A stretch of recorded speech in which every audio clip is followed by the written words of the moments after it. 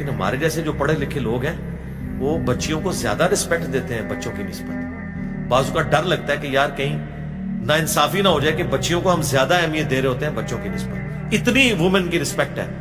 شادی کے بعد بھی پڑھا لکھا طبقہ، میرے تو ایٹ لیسٹ سارے اسٹوڈنٹس ران مرید ہیں سمیت میرے، ٹھیک ہے، اس اعتبار سے جو آپ ران مرید کہتے ہیں ہم تو اسے اپنا فخر سمجھتے ہیں.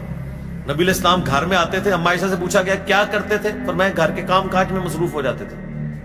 ٹھیک ہے، نبی علیہ السلام نے تو یعنی ہیومن ڈگنیٹی میں عورتوں کو بعض اوقات زیادہ مرتبہ دے دیا. بخاری مسلم میں حدیث ہے سب سے زیادہ حق پوچھا گیا، فرمایا تیری ماں، دوسری بار تیری ماں، چوتھی دفعہ باپ کا ذکر کیا.